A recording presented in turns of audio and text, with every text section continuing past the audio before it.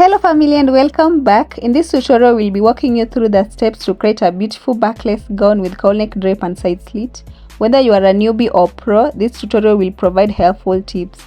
Kindly hit the subscribe button and follow along. So guys, for a successful cowl neck drape, use either satin or Madonna fabric, and mine is 2 yards. The first step of creating this dress involves drafting on this pattern paper with the yoke part and horizontal lines drawn on it. So basically this is a normal neckline of 3 by 3 inches. Then chest line, bust line, under bust line, waistline or half length, and shoulder line right there. Alright, had marked quarter bust circumference on chest line earlier, so now we'll mark the same on bust line at 8 inches. After that, we'll go ahead and mark quarter under bust circumference on under bust line at 7 inches, and lastly quarter waist circumference on waistline.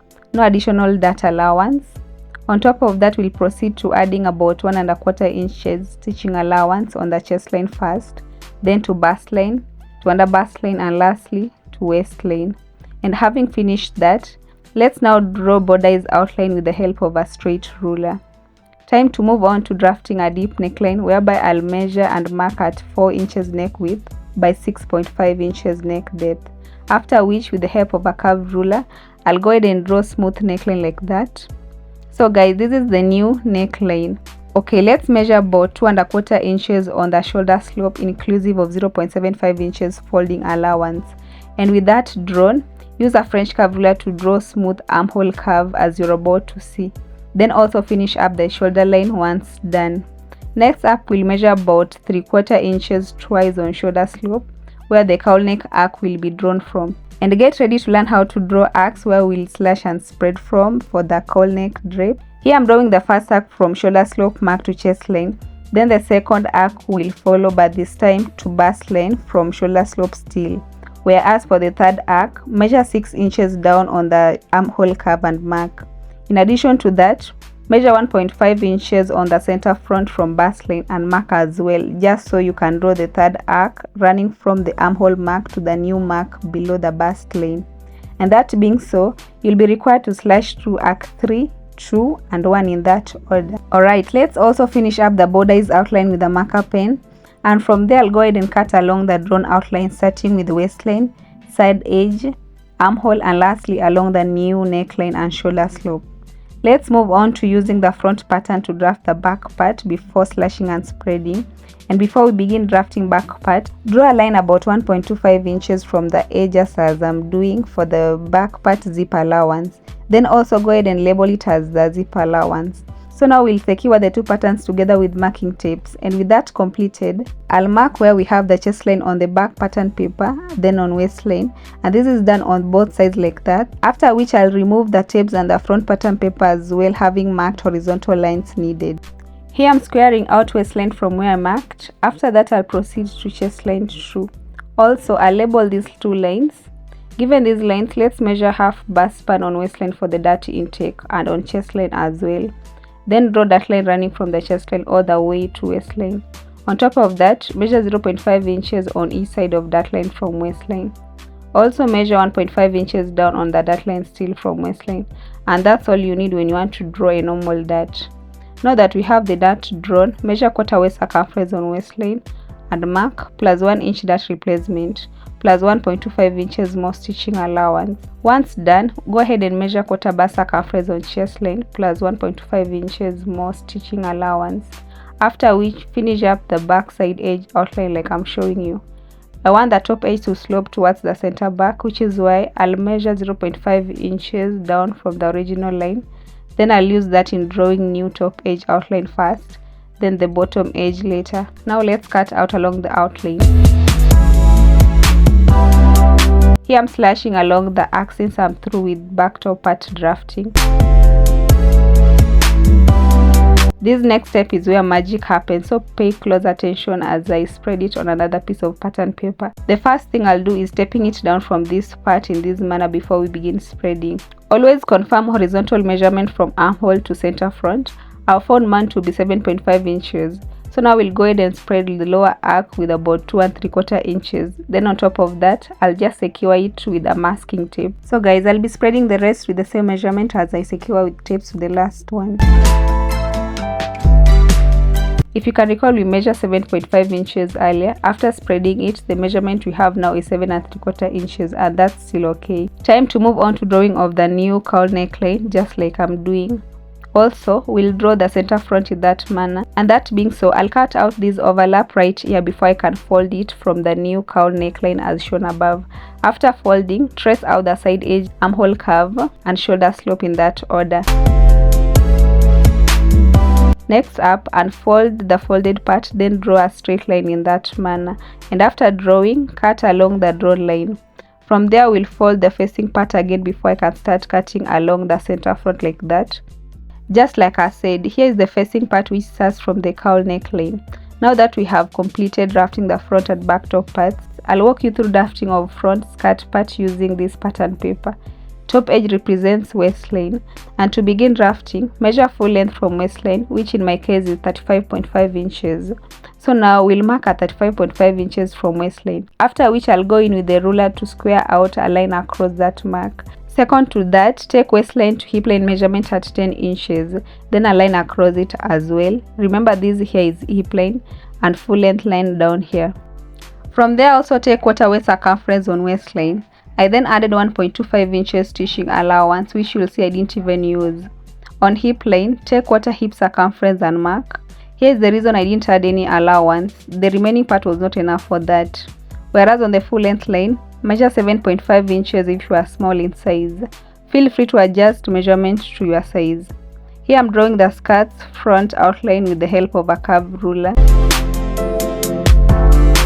After that, cut along the drawn outline. We just finished drafting the skirt's front part, and it's now time to draft the skirt's back part. On the back pattern paper, draw a line about 1 1/4 inches from top all the way to the bottom edge, which will act as the zipper allowance. When done, start by marking full length line on the paper underneath both sides, then proceed to marking of hip line through as well as waistline in that order. After that, draw hip line, waistline, and full length line from the marks put. Then label each of them as hip line, waistline, and full length line.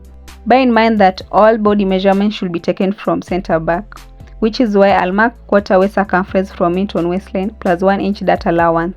No stitching allowance added. Also, I'll take quarter hip circumference on hip line and mark with no stitching allowance as well.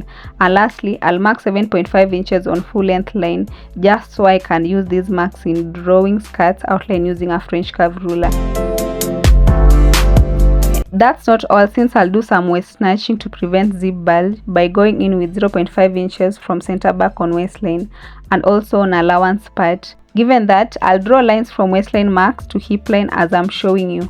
After doing so, I'll just cut out first along waistline and side edge, then later along the new back center line. Here is a key technique for drafting slit. First, pin down back part pieces from back center line all the way to the bottom edge.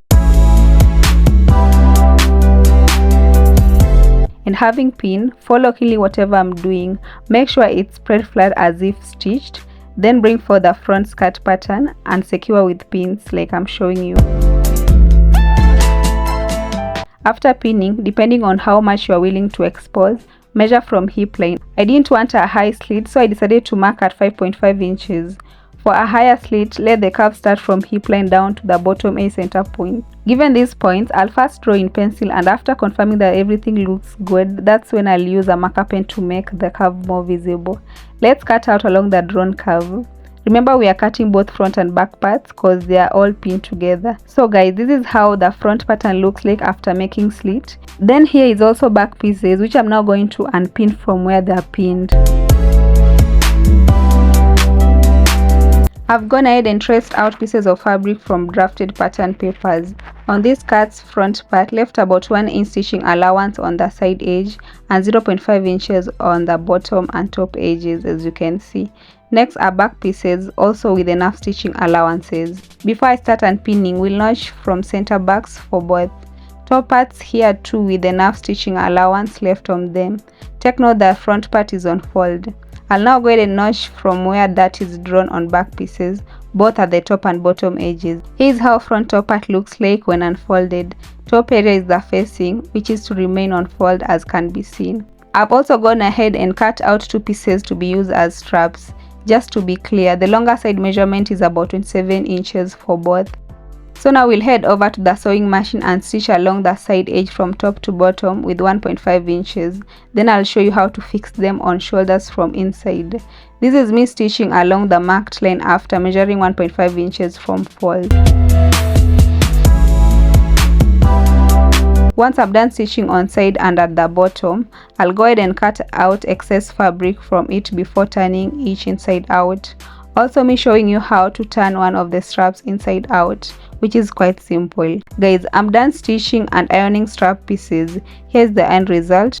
This next step is to show you how to stitch these strap pieces on shoulders.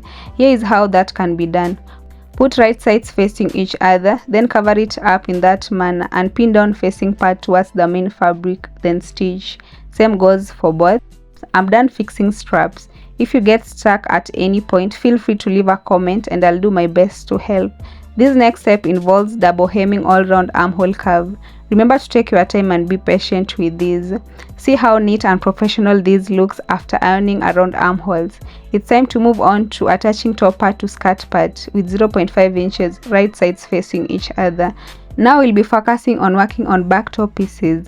First thing first, instead of folding, I'll use these custom made bias tapes for binding of top edges. Here is how that can be achieved. Put it right at the top and stitch very close to the edge. After that, top stitch when it's now folded inwards on the wrong side. This is me showing you how it's done practically in case you missed the explanation part.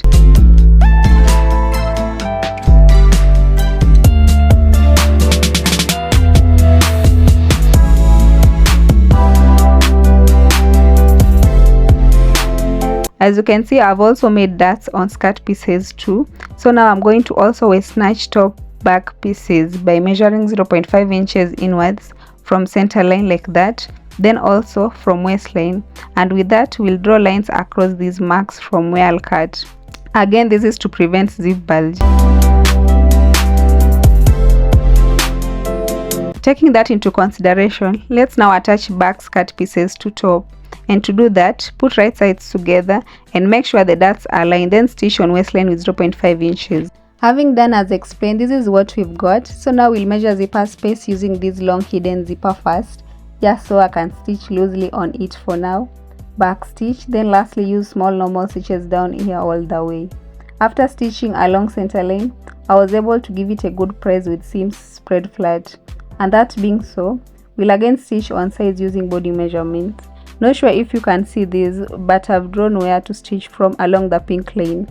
Look at this, guys, it's starting to look like a dress. Moving forward, what I'm going to do is working on the slit ruffles.